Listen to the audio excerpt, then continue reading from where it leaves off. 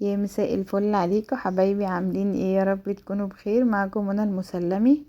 النهارده بقى نعمل صينيه بطاطس بالفراخ كده عالميه. تقريبا مفيش حد بيختلف على صينيه البطاطس، من الصغير للكبير كلنا بنموت فيها. واسهل اكله في الدنيا والله يعني، بس ليها تريكات كده معينه تطلع منك دايبه وتحفه. يعني بصوا، هي بتتحدث عن نفسها، روعه يعني بجد.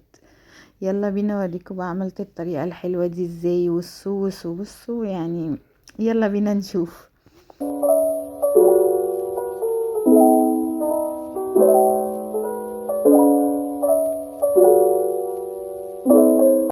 بصوا، انا هنا جبت الفراخ وغسلتها حلو جدا بقى، يعني عملت المزلقة اللي بتبقى هنا، نضفتها حلو جدا يعني. تمام. وبعدين هنعمل لها محلول النقع بقى، اللي هو عبارة عن ايه؟ هنعمله مع بعض، عملناه مع بعض قبل كده، بس في ناس طلبت مني ان انا اعمله ويشوفوه.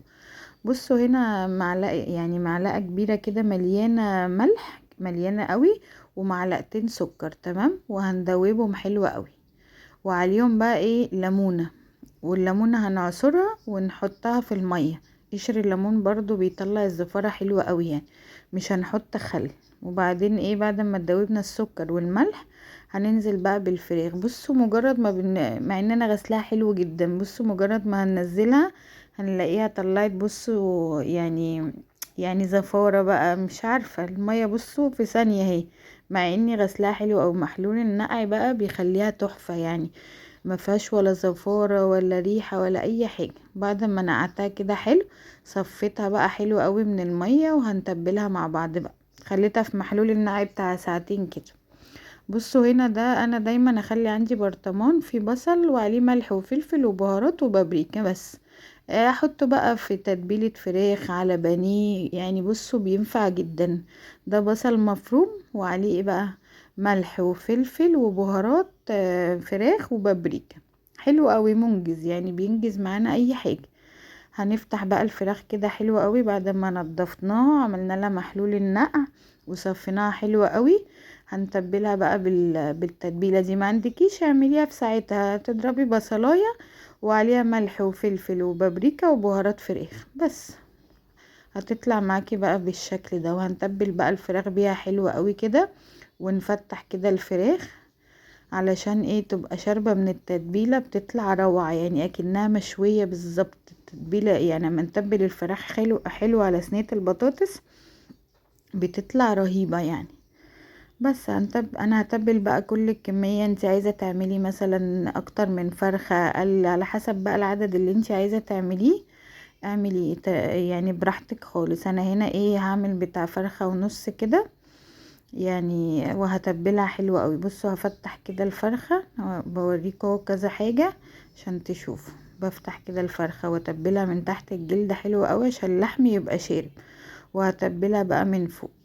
هنتبل بقى كل الكمية اللي معانا بنفس الطريقة دي لغاية اما نخلصها بقى كلها اهو. خلصت انا كده كل الكمية اللي انا عايزاها. بصوا هنسيبها بقى، في نركنها كده في التلاجة بقى ساعة اتنين او حتى على الرخامة براحتك.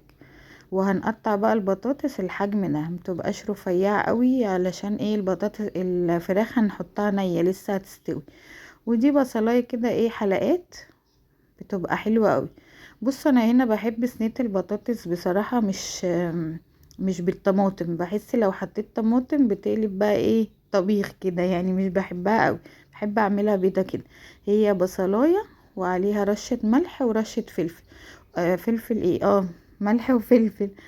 بصوا بس مش اكتر من كده يعني، نص معلقة ملح ونص معلقة فلفل. وندعك بقى البصلة كده بالبطاطس، نشرب بقى ايه؟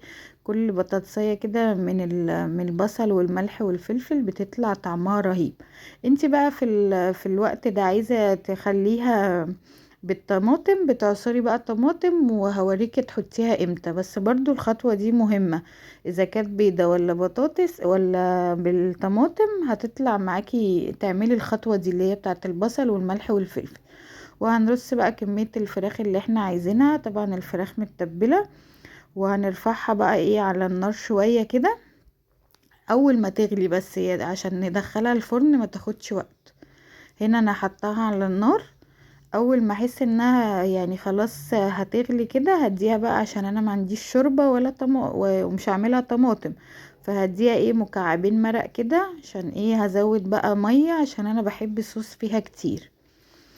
اهو بصوا مكعبين مرق وميه تغلي، لازم الميه تنزل مغليه. انا هنا ايه حطها على النار، البصل بقى مع البطاطس برضو ينزلوا ميتهم كده مع الفراخ شويه، وبعدين هنزل ايه بحوالي كوبايتين من الميه. عندك شوربه تمام حلوه قوي، ما عندكيش يبقى زي كده ميه مغليه ومكعبين مرق.